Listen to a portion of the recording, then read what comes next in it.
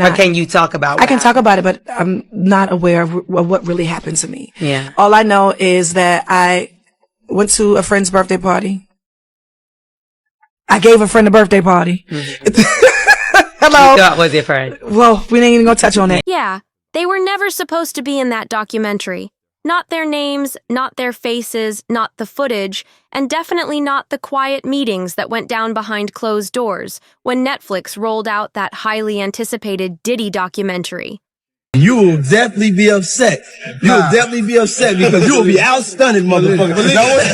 I was just man. Nigga, start working out though. Just start get in the gym though, nigga. You know something? I ain't gotta work out neither. But you know something? My thumbs is so strong from counting all that paper. But yo, hold on, check it. Look at the stop. You gotta do this. Just do our work. Just do our work. If you ain't have enough style to give me a pair of Reeboks, I asked you for a pair of Reeboks today. You ain't got no left. Yeah, fresh. Millions hit play expecting the real story. The parties, the power moves, the rise of an empire, the controversies, and the names that helped build Bad Boy from the ground up. But as the episodes played, something felt straight up strange. Big moments felt rushed, key chapters were skipped, and whole eras just vanished like they never happened. Viewers noticed familiar faces missing, and the silence was loud. But when he was young, his mama didn't want him around. He just kept coming. He wanted the life. And then there's the wildest part. One major music family, reportedly interviewed and involved, was completely wiped from the final cut. No mentions, no context, no presence at all. We're talking about the Braxtons, Tony, Tamar, Tracy, Tawanda, Trina. A family that ran R&B in that same era, signed similar deals, and moved through the very same industry rooms as Diddy himself. That kind of erasure doesn't happen by accident. But according to multiple insiders, their story wasn't just a rumor or an idea tossed around in a meeting. It was fully filmed, carefully documented, and then quietly pulled before anyone at home ever hit play. Cameras rolled, questions were asked, and answers were given. And then, poof, it all disappeared. Tonight, we're peeling back what was allegedly cut, why it matters so much, and the one name that keeps popping up in the background of this whole situation like a shadow that won't leave. And let's be clear right now, this is not about guilt, and it's not about throwing accusations around. This is about power, control, and why certain stories never make it to the screen. It's about how one family being erased can quietly rewrite an entire chapter of music history without most people even realizing it. And yes, one name keeps circling the edges of this whole story, Birdman, never front and center, but never fully gone either. Before we even get into what was removed, we gotta take a step back. Why would the Braxtons even matter in a Diddy documentary to begin with? This wasn't random, and it definitely wasn't forced. The Braxton family didn't just show up out of thin air. They were a major force in the 90s R&B, moving through the same industry lanes, boardrooms, and backstage spaces as the biggest executives of that era. That same decade, that's when Diddy was building Bad Boy Records into a full-blown cultural machine. Fearful of loss. You've been at the bottom. How much of this journey with you and Wayne and all of the controversy, you're sitting back going, I know it's going to come back together because it just takes time? Well, going to the bottom is not an option. Never going back to the bottom. Yeah. Ever. The only bottom I'm going to go to is when they ditch me. Love, I grew up without that. That's not a part of my life. I can't hide, divide, or even put nothing on there. I just got to accept what comes with it and deal with it and know how to deal with it. As far as me and Shorty, I got that. I'm going to make sure he's straight, we straight, and we're going to continue doing what we started. It's important to me that I finish the way I started. But did you always know that it was going to work out? I mean, it's just so many parts to it, but I'm not going to let it just lay like that. While suits were being signed and empires were forming, Toni Braxton was changing the game on the artist side. She broke through in 1993 with Another Sad Love Song and didn't slow down for a second. By 1996, Toni wasn't just successful. She was everywhere. Radio, award shows, world tours, magazine covers, all of it. Unbreak My Heart didn't just chart, it defined an era. That song lived in people's homes, their cars, and their emotions. So yeah, the Braxtons weren't outsiders looking in. They were right there in the middle of it all. And when a family that deeply connected to that era gets quietly cut out, that's when people start asking real questions. She wasn't just successful, she was everywhere. You couldn't escape Toni Braxton even if you tried. Radio, TV, award shows, magazines, her voice was the soundtrack of that whole era. But here's the part most people never talk about. The Braxtons didn't move through the industry solo, and success back then wasn't just about talent alone. That era ran on access. Who you knew mattered just as much as how good you sounded. The same producers working with Diddy were also in sessions with the Braxtons. The same executives popping bottles at bad boy parties were hosting events for LaFace artists too. Different labels, same rooms, same power players. And let's keep it real. The same gatekeepers deciding which bad boy records hit radio were also deciding if Toni's next single would soar or quietly fade out. This wasn't two separate worlds running side by side. This was one tight ecosystem where everybody knew everybody and information traveled fast. Diddy knew the Braxtons. The Braxtons knew Diddy. They crossed paths at industry events, award shows, and private gatherings. They worked with overlapping collaborators and signed deals with executives who jumped between labels like chess pieces moving across the board. So, when Netflix announced a so-called comprehensive documentary about Diddy and the era he dominated, it made total sense that the Braxtons might be included. Not as the stars of the story, but as witnesses. People who saw how the industry really worked once the lights went off and the glamour faded. According to multiple production sources, the Braxtons weren't just casually mentioned and forgotten. They were approached, real interviews were done, cameras were rolling, and footage was locked in.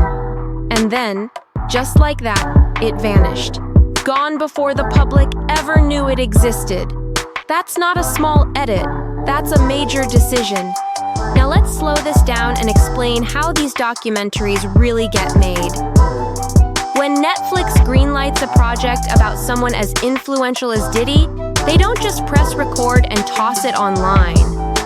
These productions take months, sometimes years, of planning. Dozens of interviews, hundreds of hours of footage, non-stop legal reviews, clearance checks, re-edits, and more re-edits after that. And here's the real part people forget.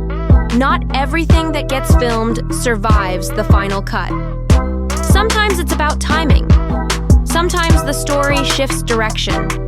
But sometimes it's because certain segments bring legal tension the platform doesn't want to deal with. Multiple sources close to the production have claimed that entire interview sections featuring members of the Braxton family were filmed and then quietly removed during post-production. Not because the content was fake, not because it didn't matter, but because it was too layered, too complex, and too risky to unpack in one polished release. Because when you start telling stories about power in the music industry, you're not just dealing with clean facts. You're dealing with influence, relationships, contracts, and decisions that still echo today. And sometimes, platforms decide it's safer to simplify than to explain. You're not just dealing with old footage, you're dealing with real relationships. Relationships that still exist today. Contracts that are still active, and people who can still pick up a phone and shut a whole project down before it ever sees the light of day. One former Netflix production coordinator, speaking anonymously, broke it down like this. There are certain families in the industry that are considered untouchable, and not because they're villains or doing something wrong. It's because their stories overlap with too many powerful players all at once. Pull one thread, and suddenly you're connected to half the industry. And that's where things start getting real interesting, because once you tug at that thread, you realize you're not just making a documentary about one person anymore. You're exposing an entire system, how deals get made, how narratives get shaped, and how silence gets enforced without anyone ever saying a word out loud. And here's the kicker: the Braxton story doesn't exist in a bubble.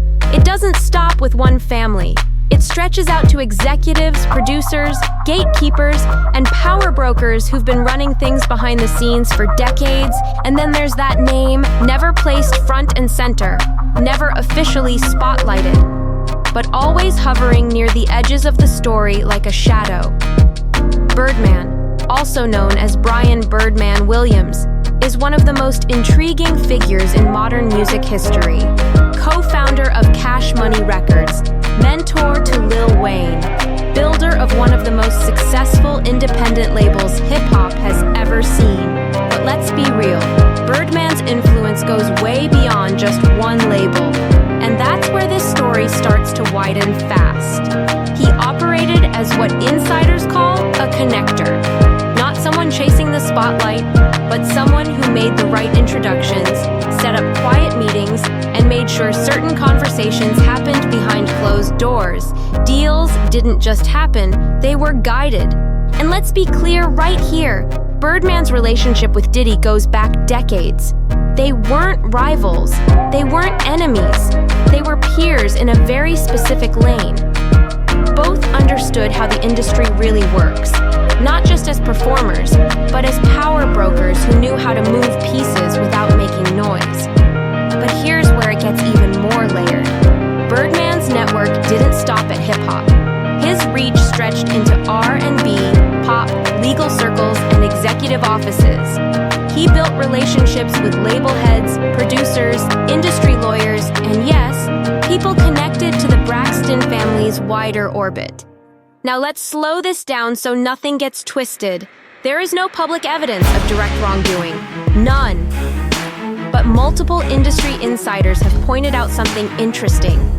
Birdman's name keeps popping up quietly in stories where artists suddenly went silent, where contracts got renegotiated under pressure, where families chose not to speak publicly about what they experienced. One veteran music journalist who covered the industry throughout the 2000s summed it up like this: Birdman didn't need to be on camera. His power was never loud or flashy. It was structural. He knew who to call. He knew which lawyers to loop in. He knew how to smooth things over before problems ever became headlines. And in this industry, that kind of quiet power speaks the loudest. And when you're making a documentary about Diddy, about power, control, and how the industry really moves, you can't tell that story without acknowledging the people who operated in those same rooms. That's exactly why this circles right back to the Braxtons. Because if their footage was removed, the real question isn't just why it was cut. The real question is, who didn't want their story tied into the bigger picture? Who didn't want those connections lined up next to everything else? And this is where things get even more interesting. There's someone who's been around for decades, someone trusted, someone who saw things others didn't. For over 30 years, she's worked with everybody, watched empires rise, watched others crumble, and stayed close enough to see how fast loyalty can change. She's been personally connected to the Braxton family, especially through her relationship with Tamar's ex-husband, Vincent Herbert, and later through her marriage to Jesse Itzler. That alone puts her right in the middle of multiple industry worlds. But more importantly, she was there. She was at the parties. She was in the studios. She witnessed meetings that never turned into contracts. She heard conversations that never made it into glossy press releases. And over the years, she's dropped cryptic comments about the industry, never pointing fingers, never naming names, but always hinting that there's way more happening beneath the surface than the public ever gets to see. And when people like that stay careful with their words, that usually tells you everything you need to know. In one interview, she dropped a line that stuck with a lot of people. She said some stories aren't allowed to be told. Not yet. Not because they're false, but because the truth makes too many powerful people uncomfortable. And that one sentence alone spoke volumes. According to multiple sources, Brat was allegedly approached during the production of the Diddy documentary. Whether she actually participated or not remains unclear, but people close to the project claim she had knowledge of things that never made it into the final cut.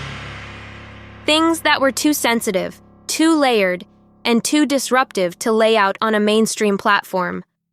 We're talking about stories involving pressure behind the scenes, how certain artists were quietly discouraged from speaking, how families were subtly warned to stay silent, not through threats or chaos, but through strategic isolation. Phone calls stopped, opportunities dried up, doors that were once open suddenly closed. One former label executive, speaking anonymously, explained it in a way that really hit. When one artist speaks out, it's easy to brush them off. But when an entire family speaks, that's different. Especially a family like the Braxtons, respected, visible, and credible. Families can back each other up. They can compare notes. They can't be easily dismissed. And that's when the industry gets nervous. Because families don't just tell stories, they corroborate them. And that's exactly why their perspective mattered so much. And allegedly, that's why it didn't make the final cut. Now let's be clear before anyone twists this. We're not talking about confirmed facts or accusations. We're talking about patterns that industry insiders have whispered about for years. Rumors of careers stalling overnight. Artists losing radio support without explanation. Momentum disappearing. And yes, mental health struggles quietly growing in the background. These aren't headlines. They're patterns people noticed but rarely dared to say out loud. There were public breakdowns that insiders say didn't happen in a vacuum. Moments people laughed off or labeled personal issues, when behind the scenes, pressure was stacking up fast. Silence agreements, NDAs that allegedly went way beyond normal business paperwork. Stuff designed to keep people quiet long after the cameras stopped rolling. The Braxton family has never hidden their struggles. Tony's bankruptcy was public. Tamar's very real emotional battles played out in front of the world. Their pain wasn't whispered. It was aired on reality television for everyone to see. But quietly, insiders have suggested something deeper. That not every hardship was just bad luck or personal choices. Some believe parts of their struggles were systemic, the result of contracts built to keep artists dependent, deals structured to limit power, pressure applied the moment they tried to push back or speak up. And this is where the story starts to feel uncomfortable, because if even some of this is true, if the Braxtons shared footage in the Diddy documentary that connected those dots, that showed how industry power actually operates. That footage was never going to air, not without lawyers circling, not without endless clearances, and not without risking lawsuits that could shut the entire project down. One entertainment lawyer who's worked with multiple major labels put it bluntly: Netflix isn't risking a multi-million-dollar lawsuit over one family's story, no matter how accurate it might be. If including that footage opens the door to legal action from people with deep pockets and elite attorneys, it gets cut every time. And that's the cold reality of how these documentaries get made. Truth doesn't always win, legal safety does. So here's where we're left. Netflix released a documentary about Diddy and the music industry. But a family like the Braxtons, who moved through the same era, knew the same players, and witnessed the same system up close, were reportedly filmed and then erased. And when stories like that disappear, it forces people to ask what wasn't safe enough to show, and who benefits from that silence. If you want more deep dives like this, make sure you subscribe to JuicyReel and stay tapped in, because these stories don't stop here. And this is where the conversation shifts, because once you realize what didn't make it into the documentary, you start looking at what did and why.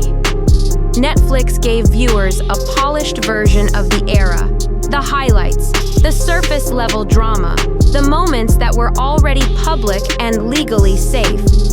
But what they avoided were the intersections, the overlapping power structures that explain how the industry really functions. Because this story was never just about one man. It was about a system that rewarded silence, punished resistance, and blurred the line between success and survival. Artists weren't just chasing hits. They were navigating contracts they barely controlled, relationships they couldn't escape, and gatekeepers who decided everything with a phone call.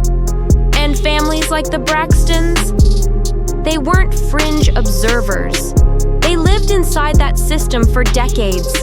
They experienced the highs, the breakdowns, the legal battles, the public scrutiny, all while smiling for cameras and fulfilling contracts that never stopped pulling from them. That's why insiders say their perspective was dangerous, not scandalous, but clarifying.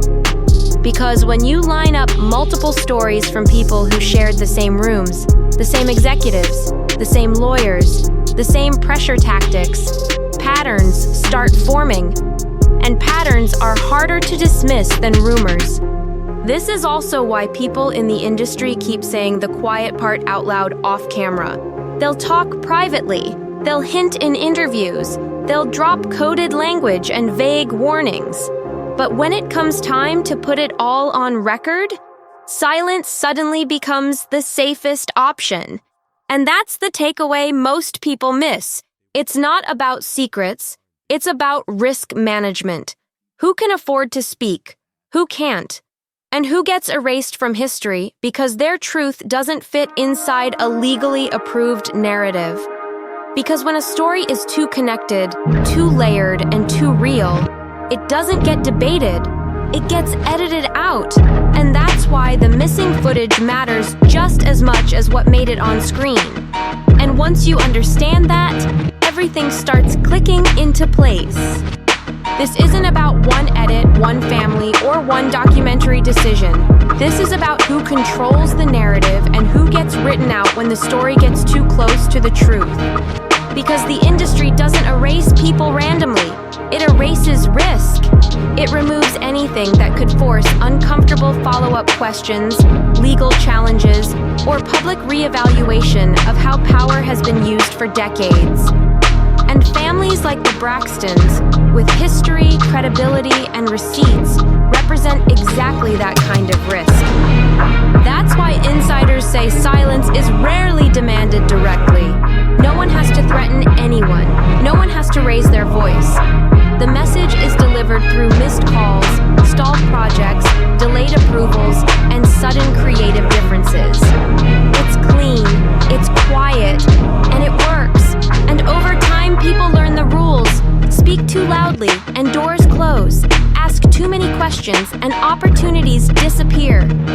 So most choose survival over confrontation, not because they're guilty, but because they're smart enough to read the room. That's what makes this whole situation hit harder.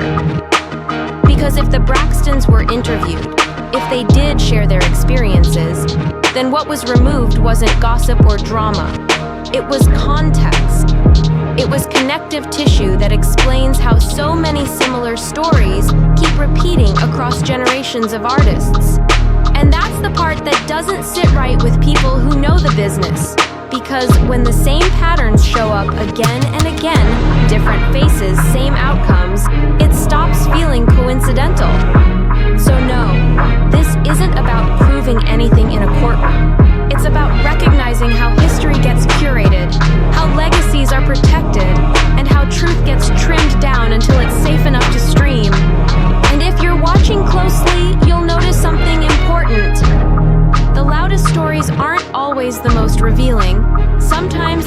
ones that never make it to screen that tell you exactly how the industry really works. And at this point, it's impossible to ignore what all of this is pointing to. Not a single smoking gun, not one dramatic confession, but a trail of patterns that keep repeating across decades of music history. Because when artists from different labels, different genres, and different generations all describe the same pressure, the same sudden silence, the same stalled momentum, the same legal walls popping up out of nowhere, that's not coincidence. That's structure. And the industry loves structure.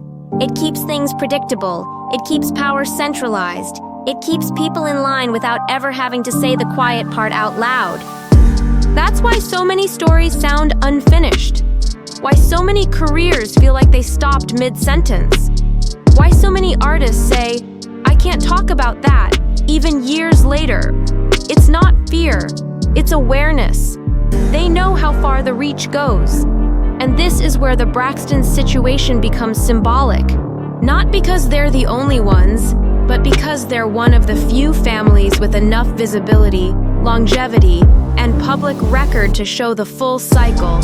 Success, struggle, contracts, breakdowns, and survival. Their story challenges the clean version of the industry.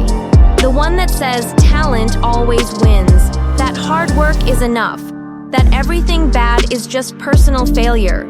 Because when you zoom out, you see how much of this game is already decided before the music even hits radio. And that's the uncomfortable truth people dance around. The industry doesn't just make stars, it manages risk. And when stories threaten to expose how that management works, they don't get debated, they get edited.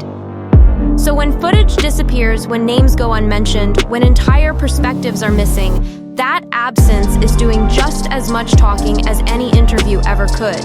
Because in this business, silence isn't empty, it's intentional.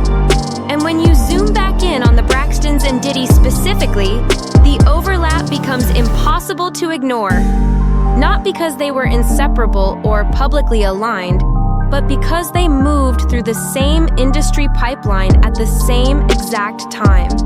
The 90s weren't that big. If you were at the top of R&B or hip-hop, you were in the same rooms, hearing the same conversations, dealing with the same executives, and navigating the same unspoken rules. The Braxtons were breaking records, selling millions, and negotiating contracts while Diddy was building Bad Boy into a powerhouse. Different lanes, same highway. They crossed paths at award shows, at industry events, at private gatherings where deals were floated, alliances were formed, and futures were quietly shaped. You didn't have to work together directly to understand how the power flowed. You just had to be present. And insiders say that's what made the Braxtons' perspective so valuable. They weren't outsiders looking in. They were successful artists dealing with the same financial structures, the same legal fine print, and the same pressure tactics that defined that era. Tony's massive success came with complicated contracts. So did the family's reality TV exposure years later, and while Diddy mastered the executive side of the business, the Braxtons lived the artist side, the part where creative success didn't always translate into control. That's where the tension sits. Because when artists and executives exist in the same ecosystem, they don't experience it the same way. One side gains leverage, the other learns limits. So if the Braxtons spoke on how that era felt from their side, how success still came with restrictions, silence clauses, and pressure to stay agreeable, that would add a layer most documentaries avoid. And when you're telling a story about Diddy as an industry figure, those parallel experiences matter, not to accuse, not to attack, but to contextualize how power operated differently depending on where you stood. And that's exactly why their story fits the narrative.